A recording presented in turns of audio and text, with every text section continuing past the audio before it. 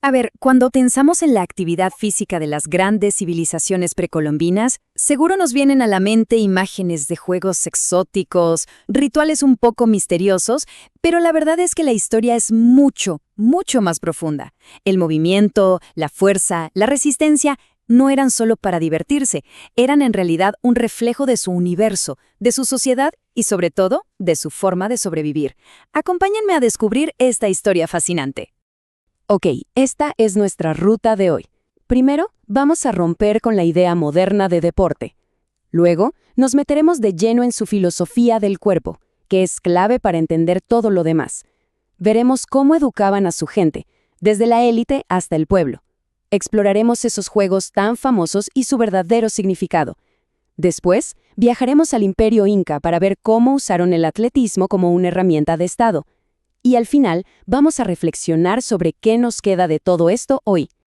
Y para empezar, algo que es fundamental, tenemos que quitarnos el chip moderno, esta idea de educación física o de deporte como algo que hacemos en nuestro tiempo libre, separado del resto de la vida. Bueno, eso es un concepto nuestro. Para ellos, esa línea divisoria era prácticamente invisible. Y es que, para estas culturas, no había una distinción clara entre lo sagrado, lo militar o lo recreativo. Todo estaba mezclado. Cada juego, cada carrera, cada ejercicio tenía un significado que iba mucho más allá de ganar o perder. Era parte de una educación total de la persona. A ver, si no se trataba de simple entretenimiento o de la competencia por sí misma, ¿cuál era el motor? ¿Qué impulsaba esta cultura física tan intensa? Bueno, la respuesta está en su visión del mundo, una que era radicalmente diferente a la de otras partes del planeta, sobre todo en cómo veían el cuerpo humano. Aquí llegamos al corazón del asunto, a la filosofía que lo sostiene todo. Para entender lo que hacían, primero hay que entender lo que creían. Y la diferencia entre cómo se concebía el cuerpo en América y en la Europa de esa misma época es que no podía ser más grande. Era un abismo. Miren, el contraste es brutal. Mientras que en Europa, en ese tiempo, el cuerpo a menudo se veía como algo pecaminoso, casi como una cárcel para el alma que había que dominar, en América era todo lo contrario. Era un vehículo sagrado, un pequeño universo que reflejaba el gran universo. Así que mantener el cuerpo fuerte, ágil y en equilibrio era literalmente una manera de mantener el cosmos en orden, una responsabilidad sagrada. Pero ojo, que esto no era solo una idea bonita flotando en el aire, para nada. Se puso en práctica a través de sistemas educativos súper rigurosos.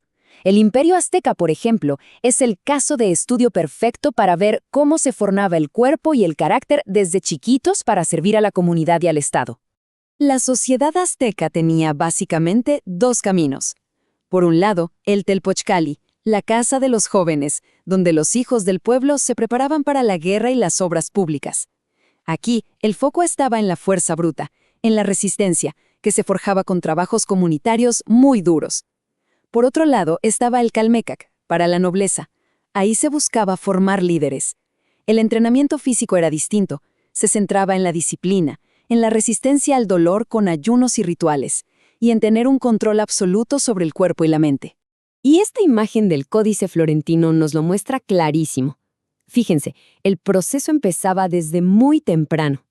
La educación física no era una clase de 1 hora, no, era una forma de vida que se integraba desde el principio al servicio del Estado, ya fuera para construir algo o para luchar en una batalla.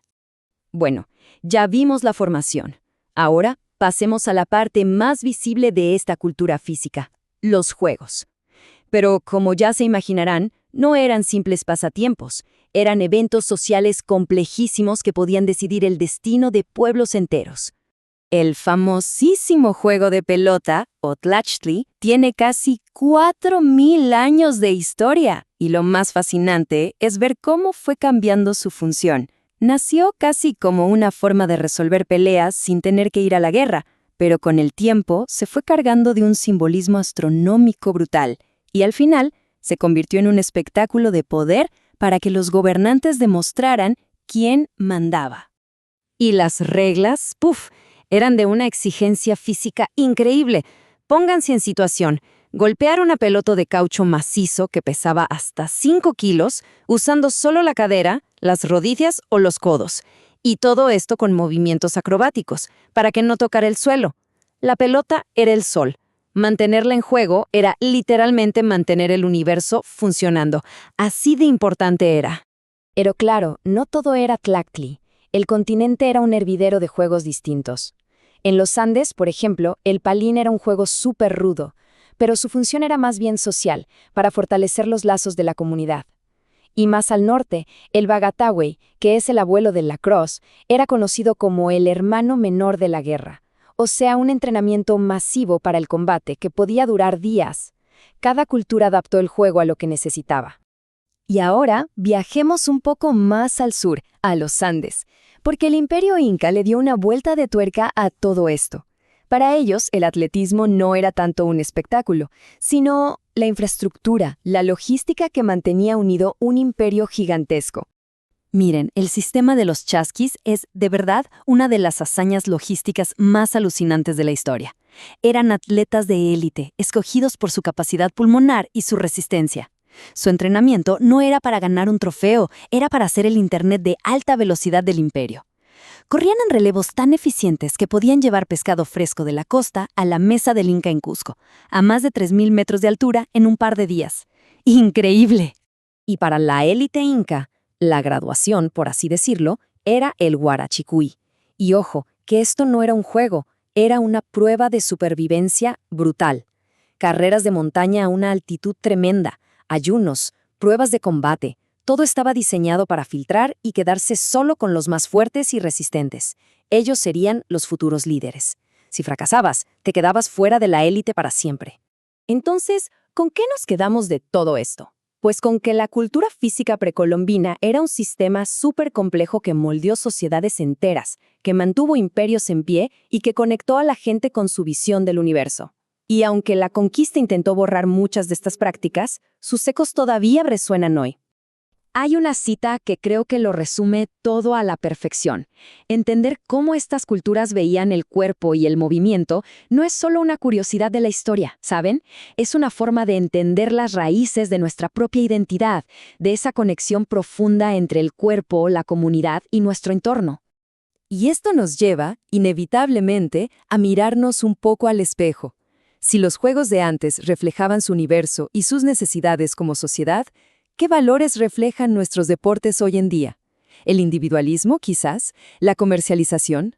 Es una pregunta que, la verdad, vale la pena hacerse, ¿no creen?